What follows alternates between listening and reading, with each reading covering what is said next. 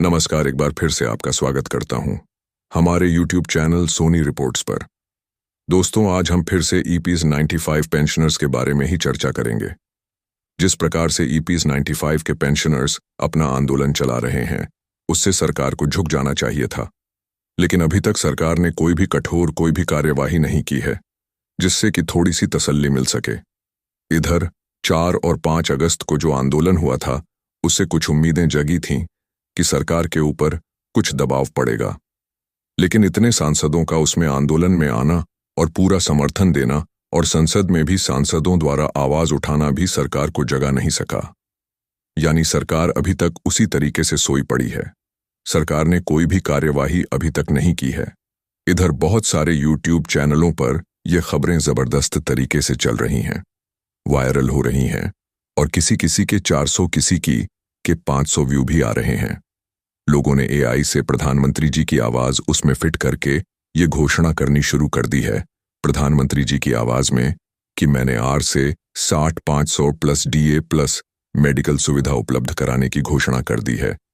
और ये मोदी जी की आवाज में उन्होंने ये सब चीजें AI से सब कर रखी हैं कि मोदी जी बता रहे हैं कि सरकार ने अब आपकी EPS पेंशन बढ़ा दी है। दोस्तों, इस तरीके से जो लोग मजाक कर रहे हैं उसको देख के मुझे बहुत दुख और बहुत ही गुस्सा आता है ऐसे लोगों के ऊपर कि एक तो बुजुर्ग लोग इतने परेशान हैं, पहले ही जो कि RS में अपना किसी तरीके से जीवन यापन करने के लिए मजबूर हैं, और इधर इस तरीके के लोग कि EPFO ने एक धमाका कर दिया, बड़ा धमाका किया है। R750 plus medical plus DA की सुविधा की घोषणा कर दी है। किसी में वीडियो में आ रहा है कि वित्त मंत्री श्रीमती निर्मला सीतारमण जी ने जबरदस्त घोषणा की है कि 500 pension plus DA plus medical की सुविधा 20 अगस्त से लागू हो जाएगी। तो दोस्तों, ये सब चीजें देखकर बड़ा दुख होता है और लोगों पर गुस्सा भी आती है कि जो बुजुर्ग अपना इतना प्रॉब्लम में, इतना परेशानी में अपना जीवन काट रहे हैं, उनकी खिल्ली उड़ाने में उनको क्या मजा आ रहा है। समझ नहीं आता है कि लोग पैसे के लिए इतना गिर सकते हैं। तो दोस्तों, आगे बढ़ते हैं। श्री अशोक रावत जी ने अभी हाल ही में झूम मीटिंग बुलाने का फैसला किया है और उसमें आगे की रणनीति तैयार करने का प्लान बनाया है कि अभी सरकार ने अगर हमारी मांगे अगस्त के महीने में भी नहीं मानी, सितंबर में भी नहीं मानेंगे, तो हम आगे क्या करेंगे। तो इसके लिए उन्होंने झूम मीटिंग बुलाई है और इसके साथ साथ अपने सभी राज्य के प्रेसिडेंटों को और जिले के प्रेसिडेंटों को यह आदेश दिया है, यह आग्रह किया है उनसे सभी से कि अपने अपने क्षेत्र के जितने भी MP हैं, उन सभी को 1, 2, 4 आदमियों की कमेटी बना करके उनसे मिले और उनको झापन सौंपे कि हम इतने सालों से इस तरीके से आंदोलन कर रहे हैं, इतने पैसे में हम गुजारा करने के लिए मजबूर हैं और सरकार से हम यह मांग कर रहे हैं इतने वर्षों से, और सरकार ने हमारी अभी तक कोई बात नहीं सुनी है, और आपसे अनुरोध है कि आप हमारी आवाज को संसद में उठाएं ताकि सरकार को जगाया जा सके। तो सभी जिला अध्यक्षों को, सभी प्रदेश के अध्यक्षों को यह अशोक राव जी ने अनुरोध किया है, आग्रह किया है कि अपने पन्ने क्षेत्र के सभी महानुभावों से, माननीय से यानी सांसदों से मिले और उनको सौंपे। इस बीच दोस्तों, अभी CBT की बैठक होने जा रही है, जल्दी ही होने जा रही है, क्योंकि CBT की बैठक में जब तक यह प्रस्ताव नहीं जाएगा जो EPFO ने बना करके मनसुख मांडविया जी के पास भेज रखा है, वह जब तक CBT की बैठक में नहीं जाएगा तब तक कोई भी निर्णय नहीं होगा। क्योंकि सरकार का जो नियम है कि EPFO प्रस्ताव बना के CBT में देगा, CBT से अगर पास हो जाएगा तब श्रम रोजगार मंत्रालय में जाएगा, वहां से पास हो जाएगा तो वित्त मंत्रालय में जाएगा, और वहां से भी पास हो जाएगा तो कैबिनेट में जाएगा, और कैबिनेट से पास होने के बाद ही गैजेट नोटिफिकेशन निकलेगा। तो EPFO ने जो प्रस्ताव बनाया था और बना करके जो मनसुख मांडविया जी को सौंपा था, वह अब CBT की बैठक में रखा जाएगा। दोस्तों, CBT की बैठक में भी जो नियुक्ता होते हैं, वह भी क्यों चाहेंगे कि हमारे ऊपर अतिरिक्त बोझ पड़े। जब तक सरकार नहीं चाहेगी, सरकार नियुक्ताओं के ऊपर दबाव नहीं बनाएगी, तब तक कोई भी इसका नतीजा मुझे नहीं लगता कि कुछ निकलेगा, क्योंकि 3 पक्ष उसमें बैठते हैं। एक सरकारी पक्ष, एक कर्मचारियों का पक्ष जो कि लीडर लोग होते हैं, नेता जो यूनियन के नेता होते हैं, और तीसरा पक्ष बैठता है जो नियुक्ता होते हैं, यानी जो आपको सैलरी देते हैं, जिनके यहाँ आप काम करते हैं।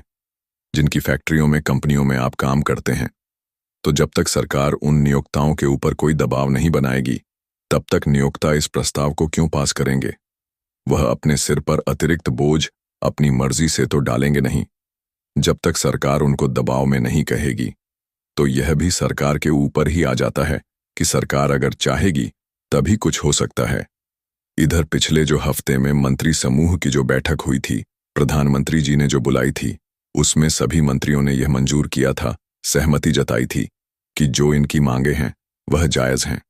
और पेंशन R7 की जब बात आई थी, तो मनसुख मांडविया जी और वित्त मंत्रालय ने EPFO से यह मांगा था कि अगर R7 से 500 हम पेंशन करते हैं तो सरकार के ऊपर अतिरिक्त बोझ कितना पड़ेगा, यानी कि RS 8000 तो मिलता ही है। RS सारा को छोड़कर जो RS 500 है उसको अगर दिया मिला करके दिया जाएगा तो अतिरिक्त बोझ कितना पड़ेगा। तो दोस्तों, अभी भी यह EPFO ने अभी भी यह नहीं दिया है। इधर सभी मंत्री समूहों ने इस पर सहमति जताई थी कि पेंशन तो जरूर बढ़नी ही चाहिए, और यह जो स्कीम बनाई गई है इसमें जो त्रुटियां हैं, जो कमियां हैं, उनको दूर किया जाए तभी पेंशन में वृद्धि हो।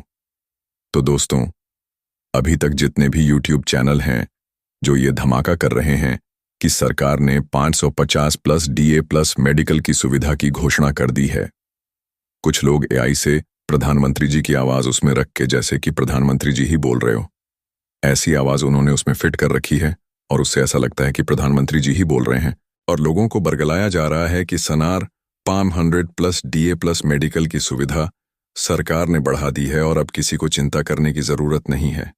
तो दोस्तों, मैं आपको बता दूं कि इसके बारे में मैंने काफी छानबीन की थी और इसमें कुछ भी नहीं अभी तक सरकार ने किया है। अभी तक सब कुछ ऐसा ही है। ये जो YouTube में, जो चैनलों में जो चल रहा है, यह सब फेक है। आप ऐसे लोगों से अगर सावधान रहेंगे तो अच्छा होगा, क्योंकि इनकी बातों को सुनकर के जो NSSSC कोई आंदोलन के लिए कोई आवाज उठाती है, तो लोग यह सोच के घर में रह जाते हैं कि सरकार ने तो घोषणा कर ही दी है।